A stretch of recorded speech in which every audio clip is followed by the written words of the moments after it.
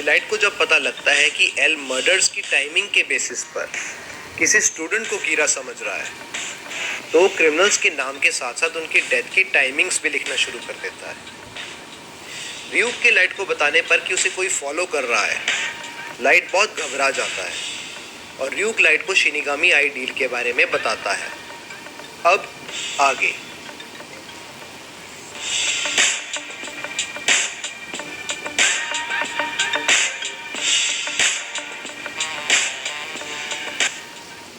Shinigami realm में कुछ shinigami बैठकर र्यूक के बारे में बात कर रहे होते हैं। तभी एक शिनिगामी बोलता है कि उसने सुना है कि र्यूक अपने पास 2 डेथ नोट रखता है। बाकी शिनिगामीज का इसका रीज़न पूछने पर वो बोलता है कि उसे नहीं पता, क्योंकि वो आज तक र्यूक को अच्छे से समझ ही नहीं पाया। र्यूक लाइट से पूछता है कि क्या वो शिनिगामी आइडियल करना चाहेगा, तो लाइट र्यूक को डील के लिए साफ मना कर देता है।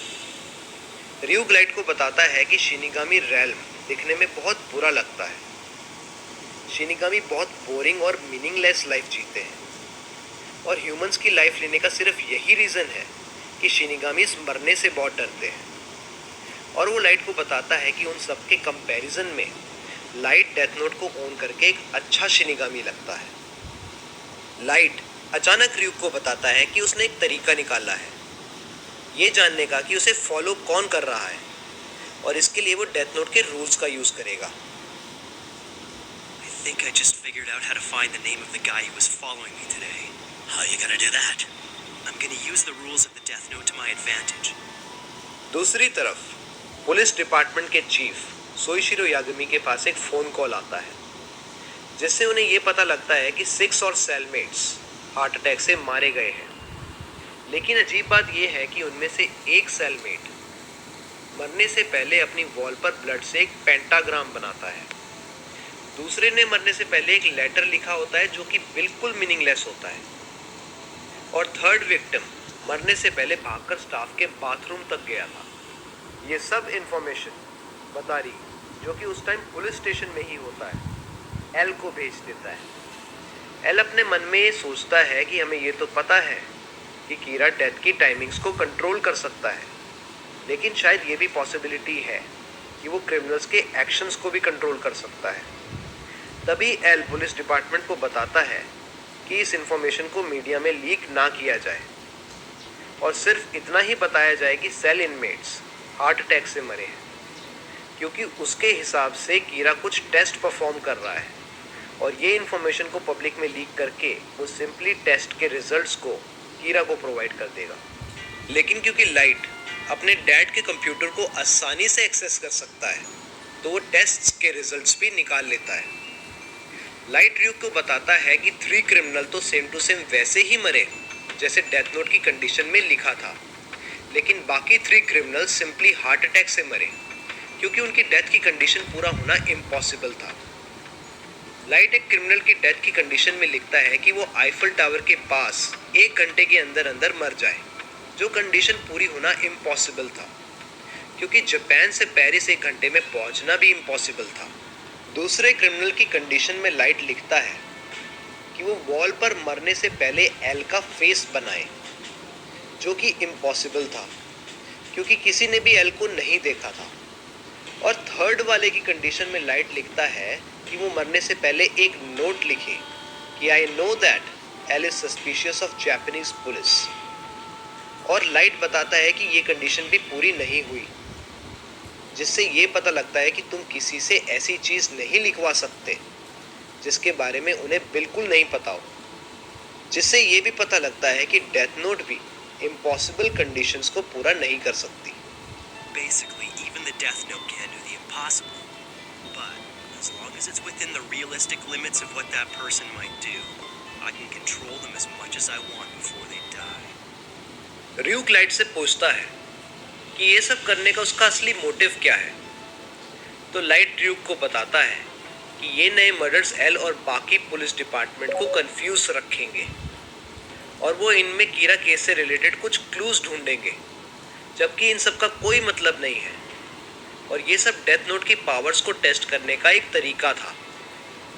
दूसरी तरफ एल कीरा के थ्रू किए गए मर्डर्स के बारे में सोच रहा होता है। Could the pentagram and this letter be some kind of message? Is this it?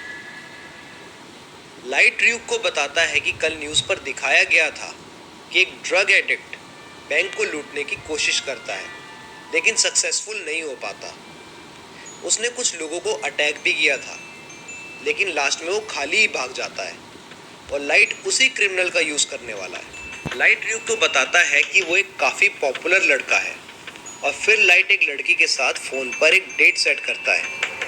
Light date के लिए जा रहा होता है कि वो देखता है कि वही पर्सन अभी भी उसको स्टॉक कर रहा है। ड्यूक जो कि लाइट के साथ साथ चल रहा होता है उससे पूछता है कि वो अपने स्टॉकर का नाम एक सिंपल डेट से कैसे निकालेगा, तो लाइट ड्यूक को पेशेंस रखने के लिए कहता है। लाइट का स्टॉकर जो कि अभी भी लाइट पर नज़र रखे हुए होता है, अपने कोट से एक नोटबुक बाहर निकालता है और लिखना शुरू करता है कि चीफ यागमी का सन लाइट यागमी एक नॉर्मल किड है, हार्डवर्किंग है और उस पर कीरा होने का शक करने का कोई भी रीज़न नहीं है। लाइट का स्टॉकर भी उसी बस में चढ़ जाता है जिसमें लाइट होता है और उसके पीछे वाली सीट पर बैठ जाता है।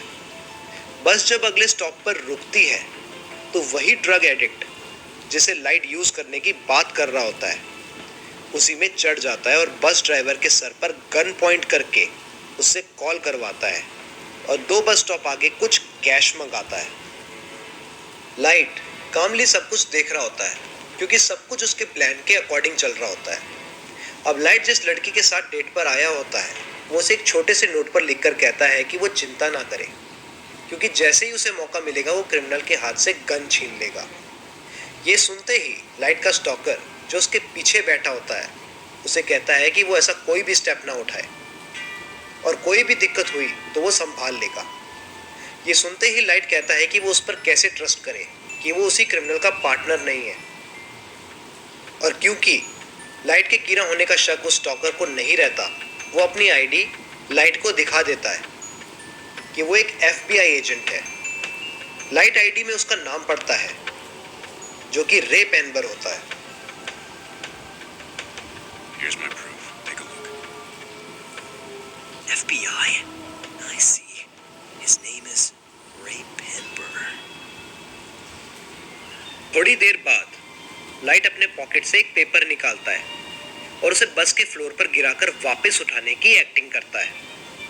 लाइट को फ्लोर से पेपर उठाता देख वो क्रिमिनल लाइट के पास आता है और उस नोट को लाइट से पहले उठाकर पढ़ता है, और क्योंकि उस पेज पर सिर्फ लाइट के डेट प्लान्स होते हैं तो वो क्रिमिनल वापस चला जाता है। जैसे ही वो क्रिमिनल पीछे मुड़कर देखता है तो वो बहुत डर जाता है और चिल्लाने लगता है क्योंकि वो ड्यूक को देख पाता है, जिससे पता लगता है कि वो पेज उस क्रिमिनल ने उठाया होता है वो डेथ नोट का पेज होता है और उस पेज से अलग होता है जो पेज लाइट ने लड़की को दिखाया होता है। Who the hell are you? You in the very back. What do you think you're doing? How long have you been hiding back there? What's this? You're talking to me. इसके बाद वो criminal Duke पर bullet shoot करने लगता है, पर obviously उसे कुछ नहीं होता क्योंकि वो एक शिनिगामी है। बुलेट्स के खत्म होते ही रे पेनबर उसे पकड़ने के लिए उसके पीछे भागने लगता है और वो क्रिमिनल बस से बाहर निकलते ही कार एक्सीडेंट में मारा जाता है। You will be next, Ray Penber. और यहाँ खत्म होती है हमारे डेथ नोट की एपिसोड 4 की